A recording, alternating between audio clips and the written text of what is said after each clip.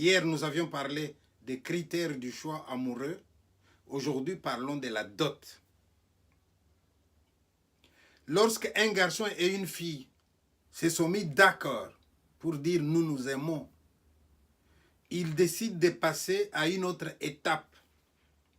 Le garçon voudra aller se présenter dans la famille de la fille. Et la fille dira à ses parents, papa, maman, devinez qui va venir dîner ce soir. Et quand le garçon viendra, avec respect, il va saluer les beaux-parents et il va leur dire, je viens naître chez vous, si vous le permettez, parce que j'aime votre fille. Et le papa de la fille dira, puisque notre fille t'a fait entrer dans la maison, nous, on ne va pas te chasser.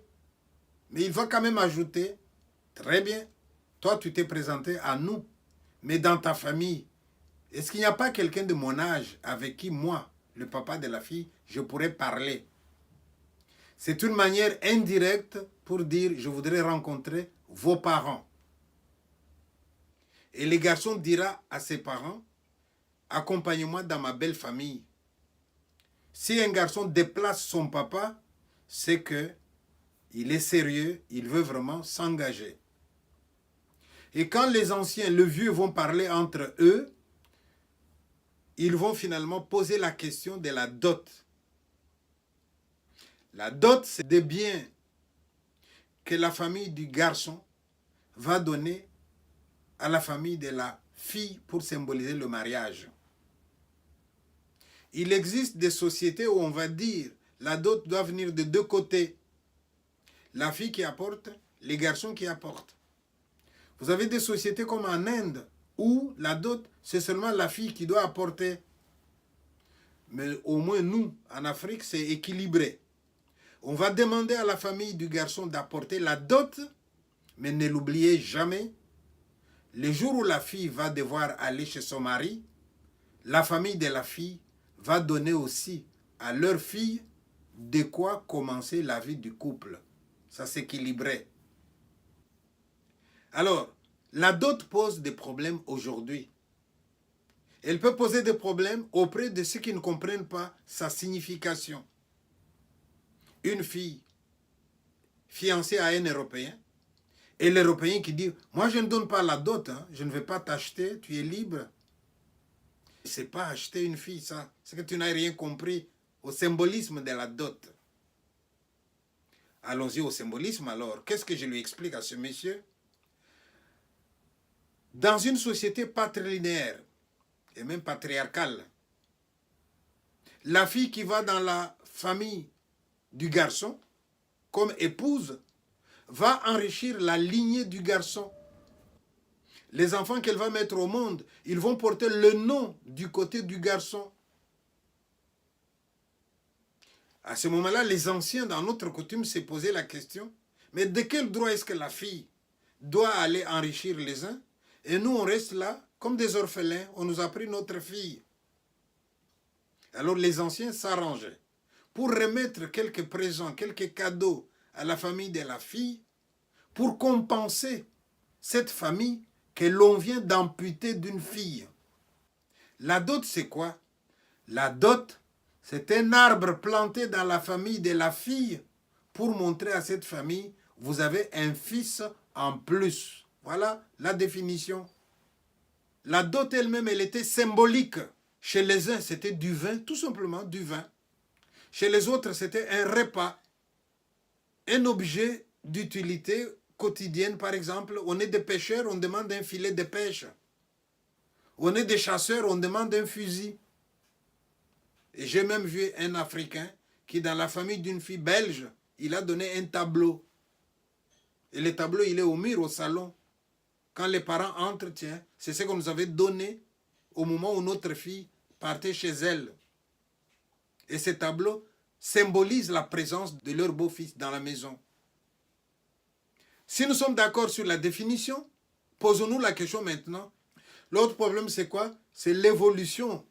On a cessé ce qui était symbolique. On est arrivé aux abus. J'appelle abus le fait que les garçons s'est présenté, d'accord. Et on lui dit, vous pouvez partir, on vous appellera, Et quand on l'appelle, c'est pour lui donner une liste. Et sur cette liste, vous avez parfois 3 paires de chaussures, des vêtements pour madame, des super, des ceci, des vestes et même un chapeau.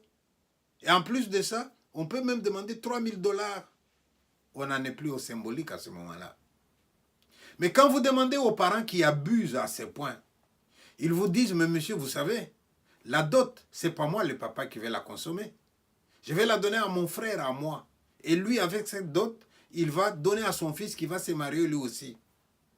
Alors, je dois demander suffisamment pour éviter que, si je demandais peu, et lui, il va pour se marier, on lui demande plus. Qu'est-ce qu'on fera à ce moment-là? Alors, je demande déjà plus.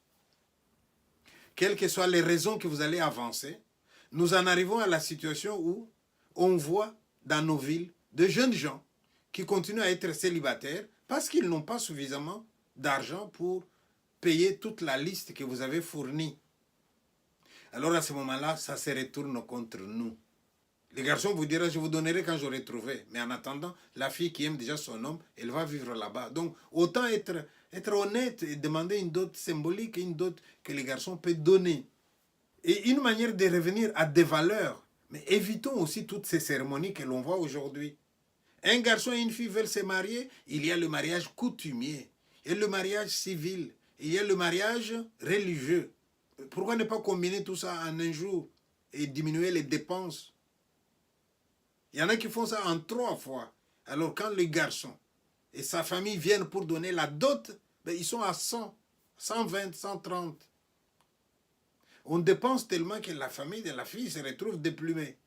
Alors à ce moment-là, ils peuvent dire, on demande déjà plus en fonction des dépenses que nous allons faire nous aussi. Dernière question. Est-ce qu'on peut considérer que la valeur d'une fille est fonction de ce qu'on va demander pour elle? Je ne pense pas. Un parent qui demande une dot symbolique au garçon, il respecte sa fille et il accepte les garçons comme un fils qui vient naître dans la famille. Remarquez d'ailleurs, l'expérience a montré que le garçon à qui on a demandé très peu, il considère que vraiment il est dans cette famille, qu'il est accepté. Et si un jour il y a un problème dans cette famille-là, vous allez voir comment il va se démener pour essayer d'aider à résoudre le problème. Parce qu'il se sent concerné.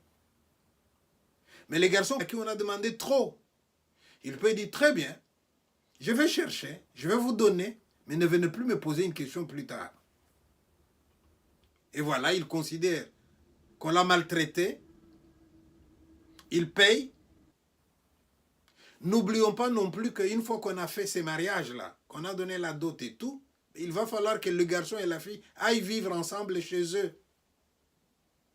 Mais ils vont manger quoi les premiers jours, s'ils ont tout dépensé dans la fête? Ils vont manger quoi si tout a été donné comme dot? Ne l'oublions jamais.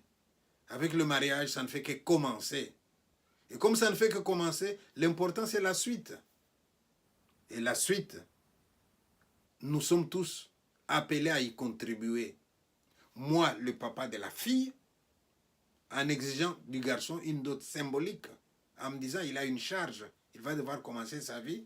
Et même moi, le père de la fille, si je peux, pourquoi pas, donner aussi des choses à ma fille, pour que quand elle arrive dans sa maison, elle puisse avoir de quoi commencer à vivre. D'ailleurs, c'était la tradition qui le voulait aussi. En conclusion, n'oublions pas cette belle définition de la dot.